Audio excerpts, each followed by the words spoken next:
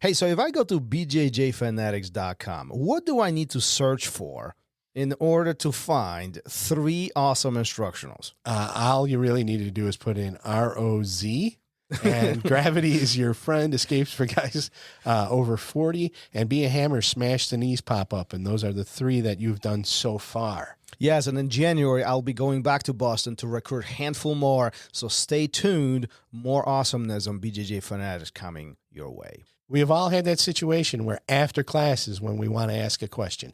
And Thomas, a lot of those questions you've already answered, right, at Ask a Black Belt. Yeah, it's another podcast that I'm running. It's on podcast, all podcast platforms, plus on YouTube. You can find it anywhere. Just search for my name, search for Ask a Black Belt. At this point, over 100 episodes, different questions, jiu-jitsu, life-related, but something that everybody comes across, and often these questions sink in our mind, but we don't ask for whatever reason. So if that benefits you, go there, listen. It actually might help your jiu-jitsu, might help your life as well. And if you have any questions, find me on Instagram and drop me a line. I'll be happy to answer your question and mention your name during the episode.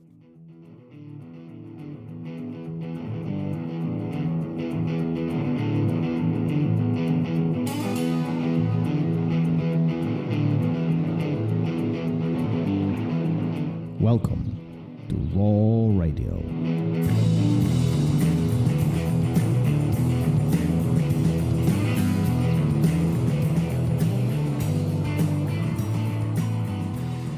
And we're live.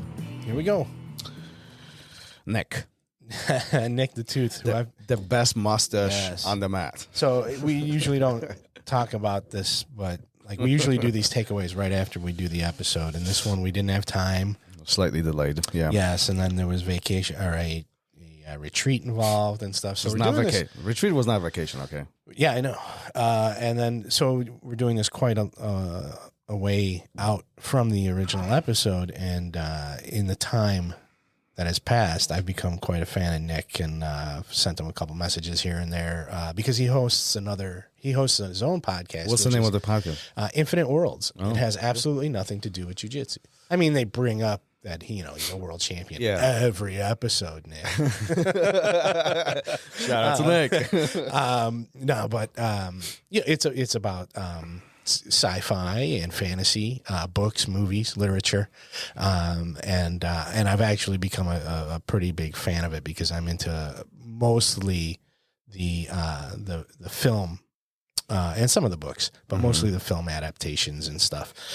So I've become a huge fan of it. And if you're into any of that type of stuff, you should check it out. It's just like sitting around bullshitting with a couple of guys who are into the same stuff. Mm-hmm. It's cool. But one of the things when he was on with us, he kept talking about was the Mushin Mind, mind without mind. And I found it very intriguing, and looked at it a little bit. And I just think it's something that I think can really help people through their day-to-day struggles. It's pretty cool. For those who don't know what Mushin Mind is, how would you define that?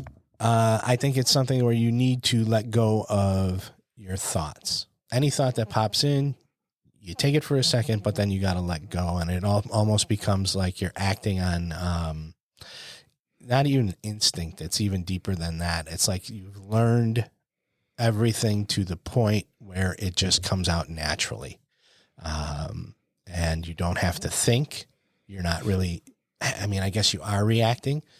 It's reactionary. It's not decision-making, right? So I'm even looking at Wikipedia right now to try to, what's the official definition of it? And absence of distraction or judgment, so the person can totally be free to act and react towards the opponent without any hesitation and in any disturbance. Right, so this could pivot into drilling, and Nick talked about that, right? Like becoming a master. He was talking about Mendes brothers being, drill masters, and creating thousands of repetitions until the perfection is achieved, to the point where a mind is completely separated, right? But he was even taking this a little bit deeper from a jiu-jitsu concept, where he said that once you achieve the flow state where you are not continuously analyzing positions and just simply flowing from, through the points of contact, the efficiency becomes much higher simply because of removing the decision-making process. Yeah, and you can say it's efficient, but you can also turn it into almost a freedom, an artistic freedom, right? Whether you're on the mats or you're doing anything else. I always looked at things like this as like, you have the fundamentals down so well that you're never thinking about them. Yeah. You're never thinking in steps. You're never thinking in scales. You're never thinking in ABCs. It's just happening in the moment. And that's the way I kind of look at it at this point from just, dipping my toe in a little bit. And go ahead. I think what's interesting about this is the fact that we use that approach often in life. We just don't know we do it, right? So like I often talk about riding a bicycle. Like most of us know how to do it, right? We get on a bike and we don't think about pedaling. I don't know about you. You don't think about pedaling. You don't think about turning. You don't think about balance. Right. You don't think about pausing or going. You make a decision, I need to slow down, but you don't think about execute. You don't think press the pedal, right? These things come simply as a execution points. They're just done, right? Your brain simply, executes. There's no decision-making process behind it, how to do it. It's just done, right? It's just natural. Yeah. Right? So the thought is, how do we incorporate something like that in jiu-jitsu? How do we get it to the point of our jiu-jitsu where we don't think about, I'm getting smashed. It is point of, I need to turn, I need to move my hip, and it just happens. We not think, there's no thought in our mind to do it. It's just happening as a reaction to the situational circumstances that we find ourselves in. Now, that's the $1 million question. Yeah, I think that's something that comes after years and years and years of experience and drilling, and probably having that type of mindset in other aspects of your life.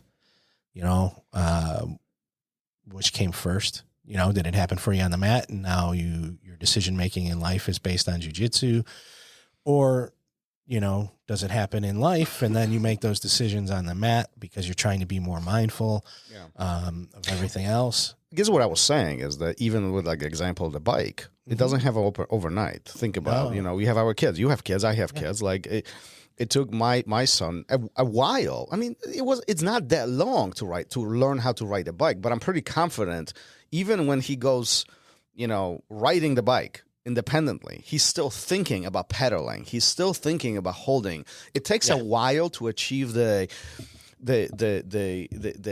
mindless kind of action for him not to acknowledge that he's pedaling or he's holding on or he's turning, right? It just flows. Right. And if anything gets in the way, Right. Exactly. Right. So but I think that's like the interesting part in my mind is that simple things like riding a bike, it really took us a while to achieve. Sure. We were so young. We don't think about that. Swimming is another one. Like, think about it. For the very first time you get into a very shallow pool, there is anxiety associated with it. And then you learn how to swim after years of practice and being in a pool and your comfort level. I was just watching, my kids were in Texas and they were, I was watching videos of my older one being in a pool, and like he's like he doesn't even think about swimming. He just acts in water. And it's actually quite mind-blowing because he hasn't been swimming. It's just a couple of years that he's been learning swimming, but he goes on a 6-foot deep water and he goes to the pool, goes to the bottom, he fishes out, that's diving and other things. And I think we can achieve similar level of mind setting in jiu-jitsu.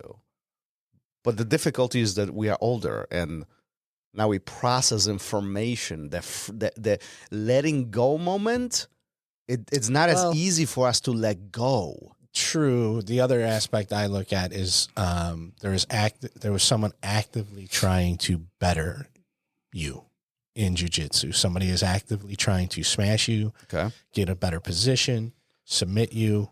Oh, I see what you're saying. Right. So you don't, and I mean, you could say, oh, well, then, the pool is the water's trying to drown you. The water's trying to this or that. Yeah.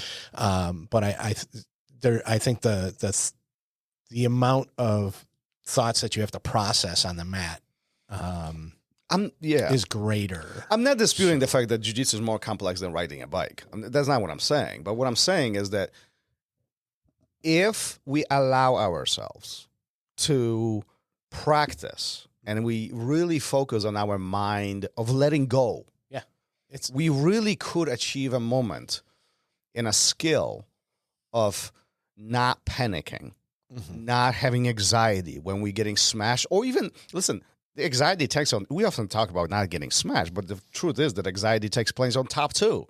You're trying to pass the guard, you can't pass the guard, you're getting frustrated because you can't pass the damn legs. It's hard.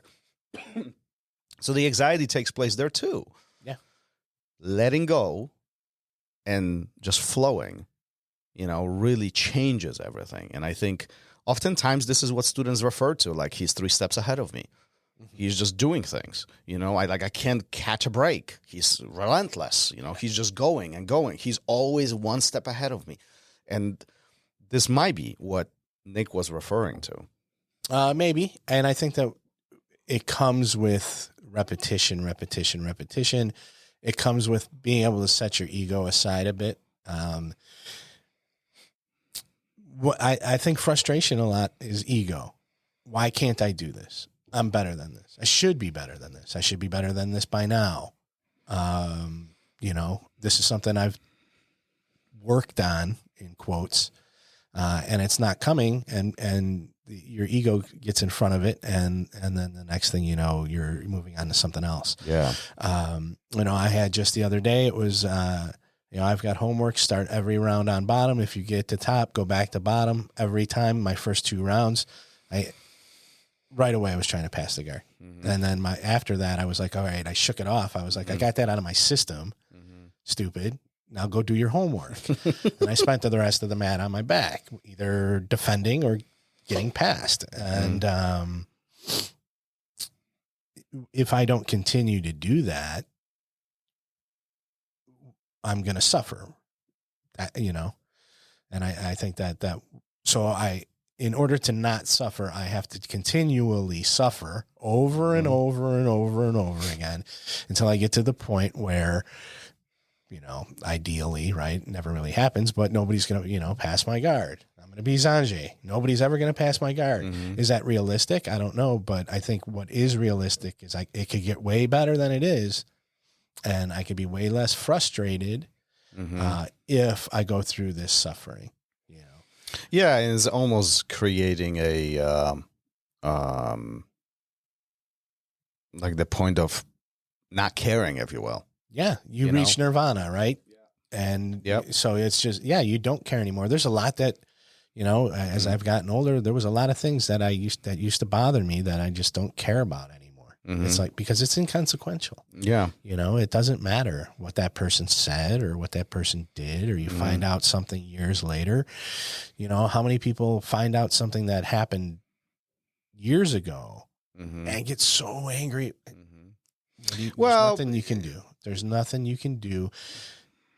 Make decisions going forward, but to let it really upset you and change your current situation. And, I think you just have to be accepting of those types of things and then let them go. It's definitely, I think a big goal for all of us to aim for. I think it's definitely hard, but it's something that we all, I think, could use more work on. For sure. We could really invest our time and I think if we have the ability of, and I think what's important here to mention is that either one of us is not saying don't care or throw it out or this is bad for you. I think what we're both trying to say that it is important to make the decision of I'm going to let go or I am processing information. Having the ability of having that switch right? Because there are situations where you have to process and analyze.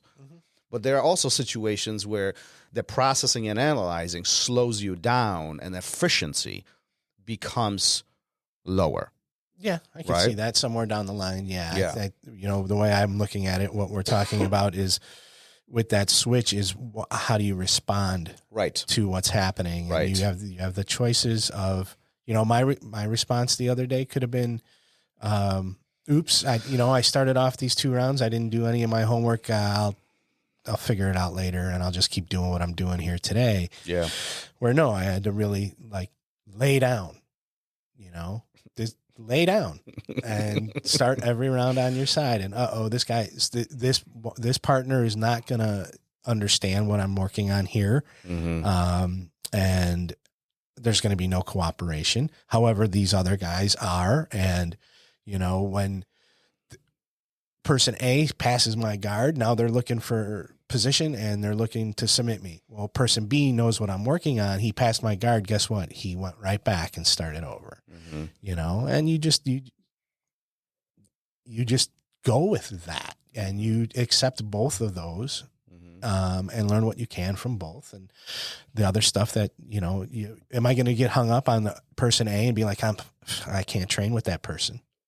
No, I'm going to be like, okay, I know what's going to happen here, what they're trying to achieve. And I need to achieve what I need to. And if it doesn't happen, well, I'll work on it a little more detail with that other person, with person B. Yep. It's how you Good analyze points. it and process it, Good points. Yeah. No, that's some deep wisdom right there. I mean, listen, none of this is simple. None of this is all complex stuff. Yeah. It's all stuff that we can all work on. We all can get better at this. Yep. So. Yeah, for sure. Shall we wrap this up? Yeah, for sure. I'm going to go listen to Nick because they're talking about The Road Warrior, and it's one of my favorite all-time movies. So I'm going to go listen to Nick's podcast and then come back to talk about jiu-jitsu. So, all right. Peace. Later. Out. Thank you for listening to Raw Radio. If you enjoyed the show, don't forget to leave us a review and help us make the show even more amazing. For future episodes, check out our website and follow us on all major podcast platforms. Take care.